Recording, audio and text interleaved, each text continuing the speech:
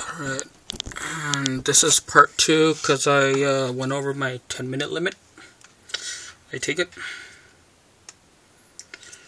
Alright, so along with the shipping, there should have been a plug that got shipped with it. I don't know what it was for, but I just saw it right now. It's this black piece right here.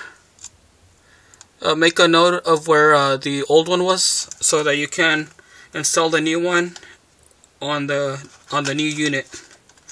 What's it for? I don't know, but just install the new one because it's there for a reason. Alright, so you basically just plug everything back in. Okay, it's in. Alright, let's go. I'm gonna grab some tape now.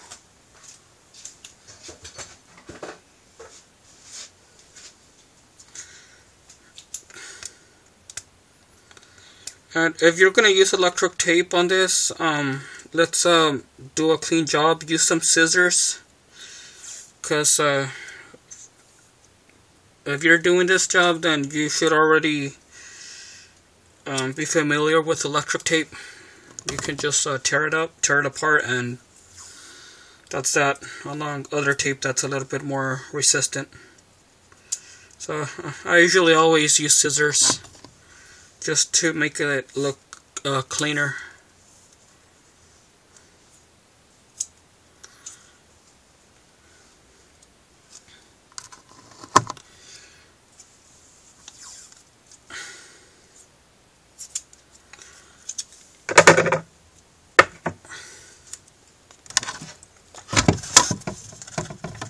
Alright, so if you made a note of where everything goes, then go ahead and start taping.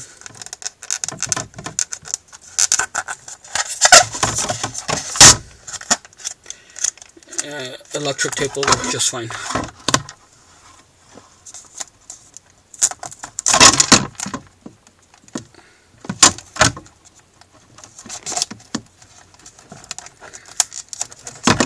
I was going to pick up some of this blue tape that they use, but I forgot, so this will just have to do.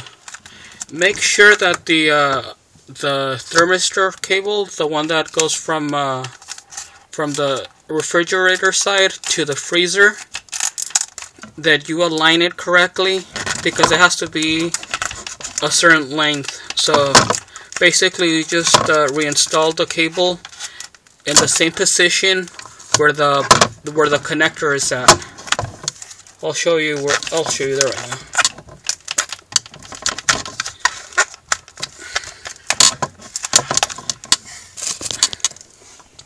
Alright, so it's that connector right there under the tape. You can basically just, that's the only position you can install it. So make sure you install it in that groove right there. That's specifically notched for that connector. Alright, so let's get to it. Let's get back.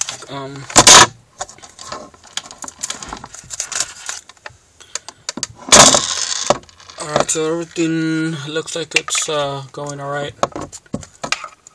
Alright, so what you want to do is, when you're installing this, you need to find the hole. Let me see. Alright, so there's a hole right there for this diffuser right here, this cable right here. Make sure you install that cable through that hole, because if it doesn't go through that hole, then your diffuser is not going to fit.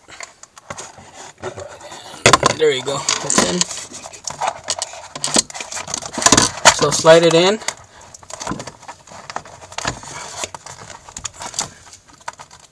Alright, before you push in and hear the clicking sound, make sure the diffuser is in and in the original position that it was in before.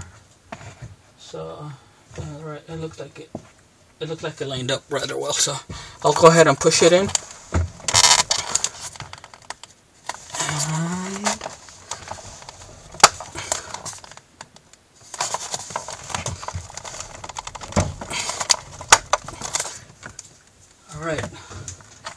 heard the clip.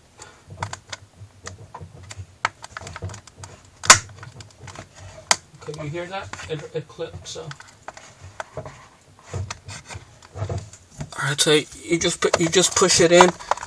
Make sure that you go back over to the freezer side. And make sure that those clips right there are locked in.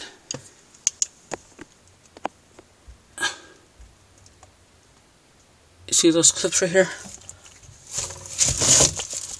I don't know if you can see those right there. Make sure that they're locked in so that it doesn't pop out. Right, so I just need to tape the diffuser, the thermistor, on the freezer side. I'm going to have to dry that off with a paper towel, because otherwise the tape won't stick. So I'm basically 3/4 of the way done here, I would say. Remember, this is a $250 to $300 job, because that's what labor costs.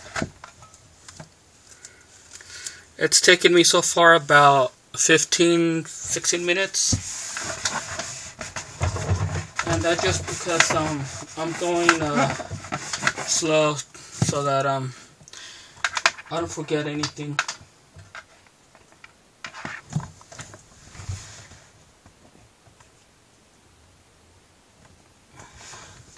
But like I said, this is pretty straightforward.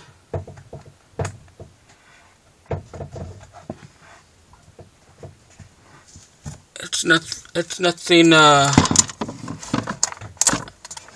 the average person should be able to do this. Just take your time, take notes.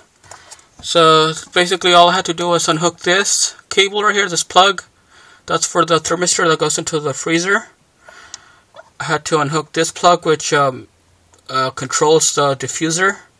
This plug goes back to the temperature control unit. I don't know exactly what the name is, but there's 2 pieces to this refrigerator that can go bad if your temperature is not working correctly. But this is the first area to start if your freezer is cold or frozen hard, and your refrigerator is not cooling properly.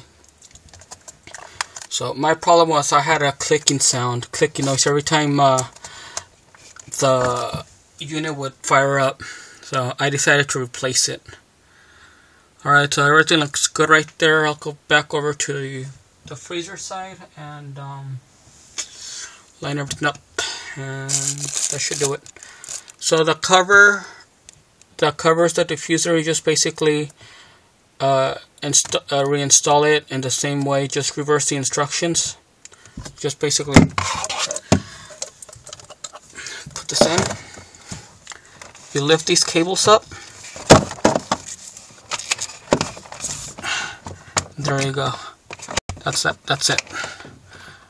Screw the screw. This right here. That's the other thermistor. That's the one that controls the refrigerator. So something that I did when the refrigerator side was a bit warm, I got a hair dryer and blew hot air on it, and immediately it started clicking.